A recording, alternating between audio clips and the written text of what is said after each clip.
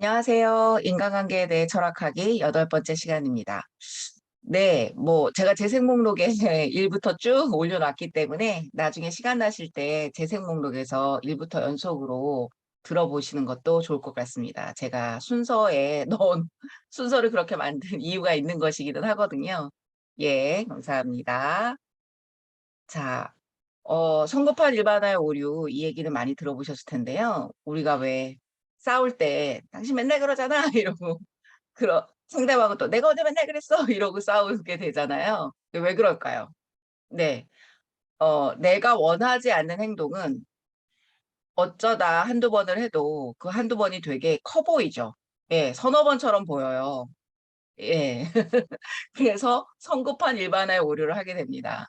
그런데 만약에 예를 들어야지 여러분들이 더 익숙하시죠?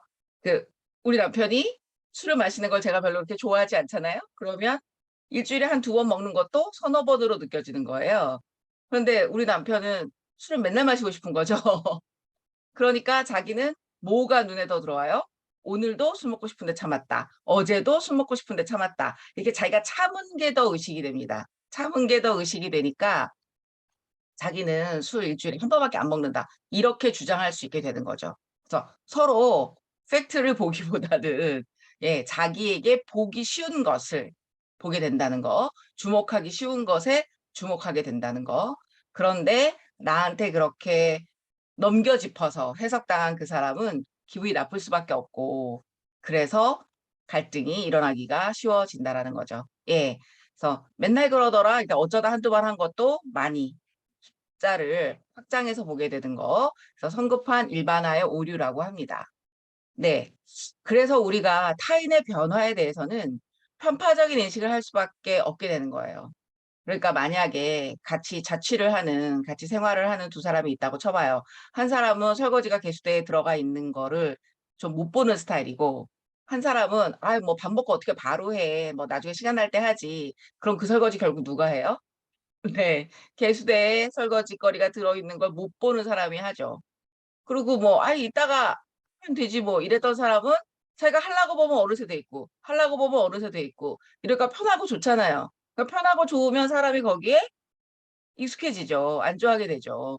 서면 앉고 싶고, 앉으면 눕고 싶고, 누우면 자고 싶은 게 사람인데, 네. 그래서 이제 이게 어쩌다 한두 번이면 모르는데 같이 생활을 하다 보면 이게 은근히 쌓이죠. 은근히 쌓여서 이제 어느 날 싸움거리가 된단 말이에요. 그러면 너 설거지 안 하잖아 이렇게 되는 거고요. 부지런하신 분은. 근데 반대편에서 내가 하려고 하면 네가 뭐 성질 급해서 빨리 해놨더만. 나도 하려고 그랬어. 안 하려고 그런 게 아니야. 너한테 미루려고 한 게 아니야. 이렇게 얘기가 되는 거죠. 그래서 그래 좋아. 그럼 어쨌든 음, 너도 설거지 자주 해. 이렇게 했단 말이에요. 그런데 이게 느렸던 사람이 빨라지는 게 쉬워요?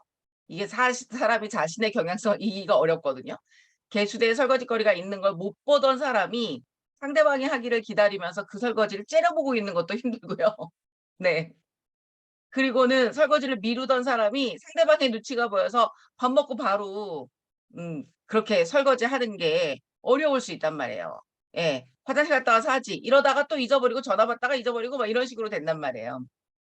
그럼 이제 이 설거지를 하지 않는다라는 이 문제 상황에서 지적을 받은 사람, 설거지를 자꾸 미루던 사람, 지적을 받은 사람은 그 갈등 이후에 하느라고 했겠죠, 그 사람도. 예. 그 사람은 설거지를 하느라고 했어요. 그런데 이쪽에서 보면 어때요? 또 안 했네, 또 안 했네, 또 안 했네. 그동안 또 안 했다라는 인식이 계속 쌓여 있던 사람이라 이젠 약속을 해놓고도 안 해. 그래서 또 안 한 거에 대한 인내력이 되게 떨어져요. 그러면 아이고 어쩌다 한번 하고 했대지 이렇게 돼요. 그러니까 여전히 설거지를 미룬다라고 생각을 하게 되는 거죠. 예. 그러니까 타인의 변화를 음, 정말 저 사람이 변화하고 있다라고 하는 거를 객관적으로 인식하기는 쉽지가 않은 거예요. 예. 그동안 쌓인 게 있기 때문에. 그래서 어쩌다 한번 하고 했대지 이러면 이제 저쪽에서는 나는 설거지 하느라고 했거든 이렇게 된단 말이에요. 그런데 설거지 하느라고 했는데도 어쩌다 한번 하고 했대지라는 말 들으면 기분이 나쁘죠. 기분이 나쁘면 설거지를 하고 싶어질까요? 안 하고 싶어질까요? 안 하고 싶어지겠죠. 예. 그래서 에이 해도 욕 먹고 안 해도 욕 먹으면 차라리 안 하고 욕 먹을래. 이렇게 될 수가 있어진다라는 거죠. 예. 그래서 이거는 변화를 요구하시는 분이 조금 참아 주셔야 해요. 왜냐하면 변화를 요구하는 거니까. 그쵸. 좀 억울하시겠지만. 너가 변화해야 마땅하다라고 지적을 했잖아요. 그럼 누구나 지적받는 거 싫거든요.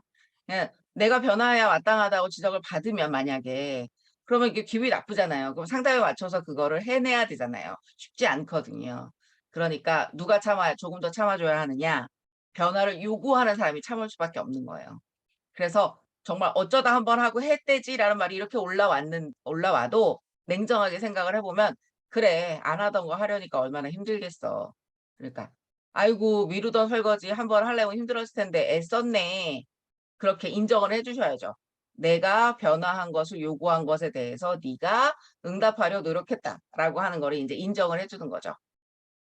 그러면 이제 한 번이 두 번 되고 두 번이 세 번 되고 이렇게 되겠죠. 예. 예, 우리가 완전히 객관적 인식을 할 수는 없기 때문에 우리는 자꾸 착각하지만 나는 객관적 인식을 하는 것처럼 착각을 하지만 우리는 어떤 우물 안에는 있을 수밖에 없기 때문에 예, 이런 식의 노력이 좀 필요합니다. 타인의 변화에 대한 편파적 인식을 할 수밖에 없으니까 그 변화, 이제 냉철하게 보자는 거죠. 나는 변화를 원해요? 원하지 않아요? 원해요. 그럼 한 번이 두 번 되고 두 번이 세 번 되도록 말을 해야 될 거 아니겠어요? 그쵸? 내가 하고 싶은 대로 말해서 내가 원하지 않는 결과가 나오는 거, 그거는 안 좋은 거잖아요. 그쵸? 네, 그래서 참 인간은 자의적으로 규정을 합니다. 여러분은 어떤 사람을 까다롭다고 느끼세요? 어떤 사람을요? 가만히 생각을 해보시면요. 내 기준이에요. 내 기준. 여러분은 별다방 커피랑 콩다방 커피 구분하세요? 구분하시는 분들 있거든요. 예. 그럼 결국은 내가 구분 안 하는 걸 구분하면 까다롭다고 그래요. 그쵸? 근데 내가 까다롭다고 느끼는 그 상대방은 나보고 뭐라 그래요? 야, 내가 까다로운 거냐? 네가 둔감한 거지. 이래요. 그 사람 기준에는 자기가 구분하는 걸 내가 구분을 안 하면 내가 둔감한 거죠. 그쵸? 그래서 야 나는 적절히 예민한 거고 네가 둔감한 거야 이렇게 말하게 되죠. 그럼 이제 둔감하다고 지칭된 사람은 뭐라고 그러고 싶어요? 야 나는 털털한 거고 너는 까다로운 거야 이런 거죠. 뭐예요? 기준은 자기예요. 그래서 우리 모두는 뭘 말하고 싶어요? 항상 대화할 때 내가 정상이다. 내가 정상이고 내 눈에 이상해 보이는 너는 진짜 이상한 거다. 내 눈에만 이상한 게 아니라 다른 사람이 봐도 이상한 거다. 이렇게 얘기를 하게 되는 거죠. 네.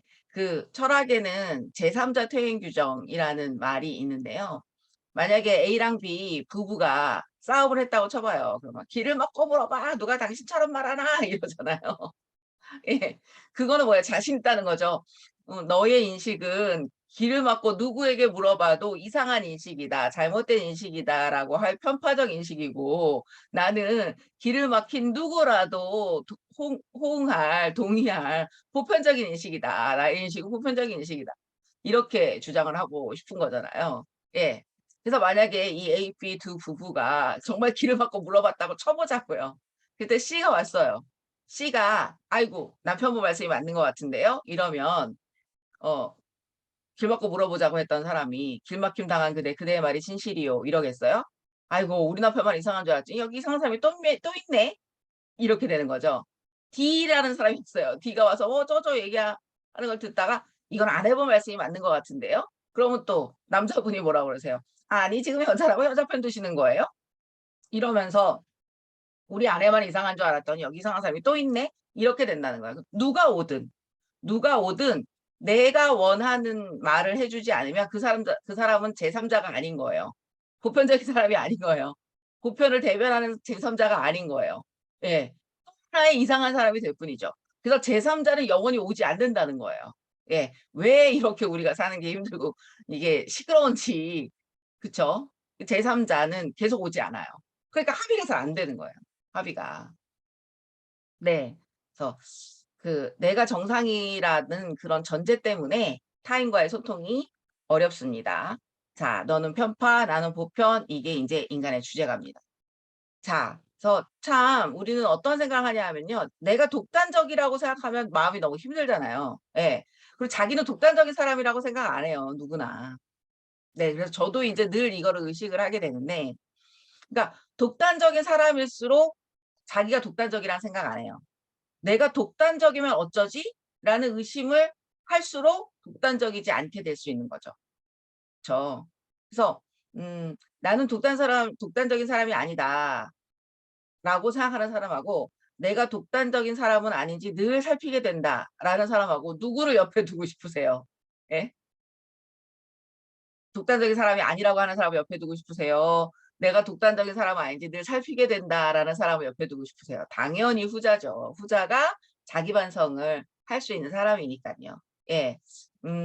그 우물 넓히기다 이런 말씀 드렸더니 어떤 분이 음 우물의 벽돌을 한 장씩 옮기는 마음으로 살겠다고 그렇게 너무나 훌륭한 댓글을 달아주신 분이 계셨어요. 예, 그거는 이제 이 강의를 텍스트화한 버전을 보시고 어떤 분이 댓글을 달아주셨는데 제가 정말 감동했습니다. 그 표현에.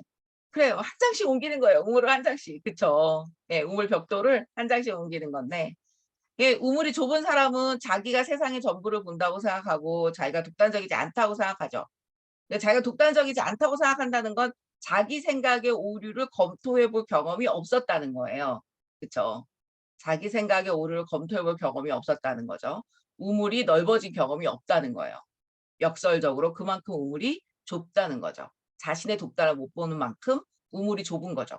모든 사람은 다 저마다의 독단에 빠져 있는데 그 독단의 강도가 강하냐 약하냐.